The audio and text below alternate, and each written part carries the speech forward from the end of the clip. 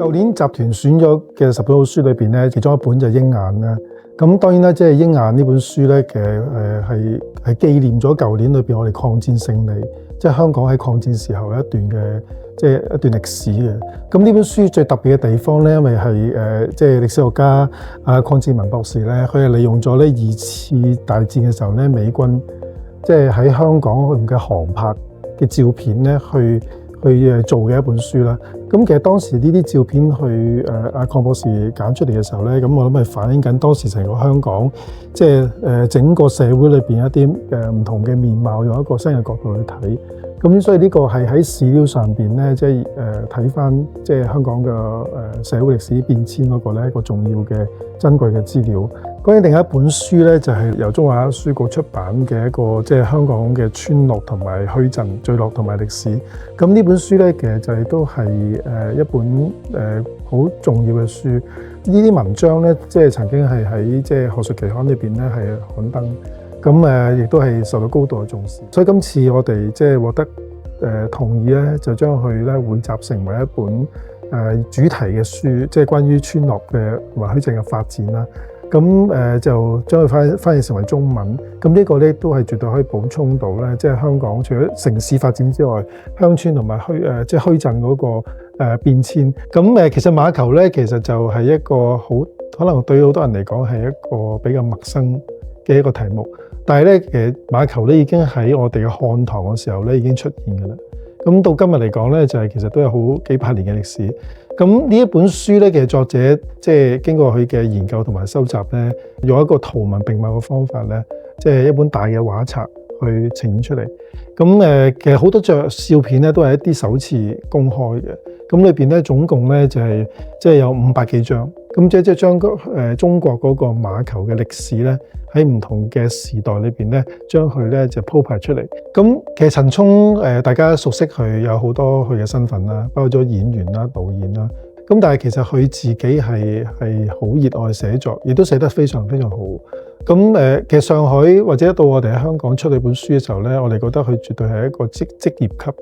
嘅一個作家。佢獲獎係並非因為佢嘅名氣，唔係因為陳聰嘅名氣，係因為呢本書我覺得係讀者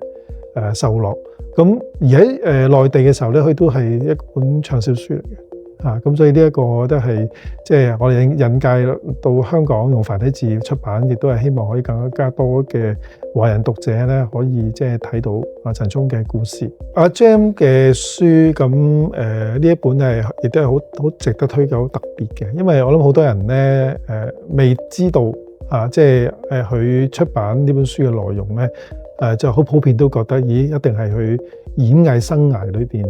嘅一個奮鬥嘅故仔啦。呢本書咧其實係佢自己即係對於科幻嘅一個創作，係佢對於成個科幻故事嘅一個佢嘅即係演繹啦。咁所以呢一個咧其實係非常非常之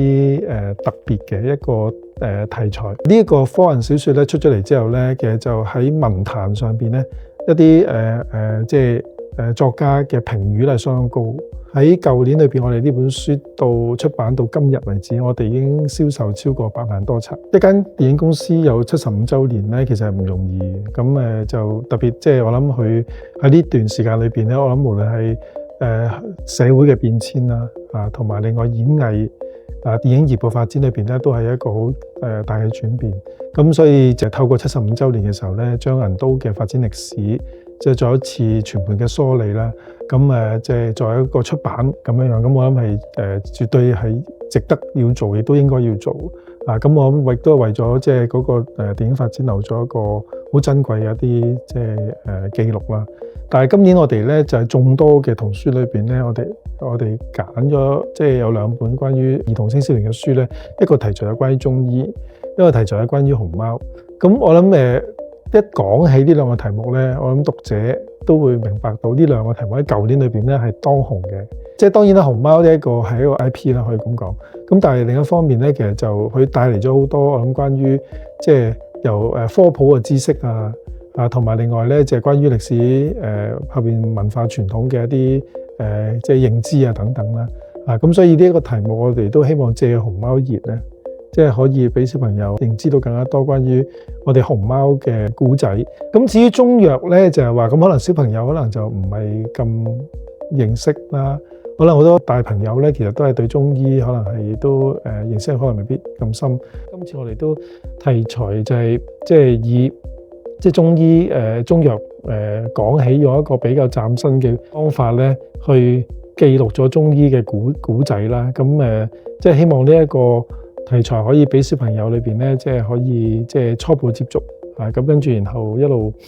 即係可以再進一步去了解。今次要介紹或者想講咧，其實許志東教授佢本身咧，佢其實係一個文學嘅研究者嚟啊。咁譬如話同一啲文學嘅作品即係作家係有區別在於就係話其實佢係一個長期從事現代文學研究嘅一個學者。咁呢個佢嘅視野就係會係跳高一個即係用研究嘅角度裏邊去睇，即係我哋嘅文學作品咧研究嘅情況，然後去再反思文學嗰個獨特嘅作用。呢一套書係我諗係除咗代表咗許志東教授，亦都係代表咗我哋自己想即係提出嚟嘅關於文學研究嘅一個即係一個系統性嘅一個著作啦。舊年裏邊咧，我哋就出咗一本即係香港歷史與社會兩冊。咁咧呢一兩本書咧，其實就由即係前北大嘅教授歐陽哲生教授同埋一批學者去主編。咁呢本同一啲通論式嘅作品唔同嘅地方咧，其實佢就相對係要用一個主題嘅方法去講緊，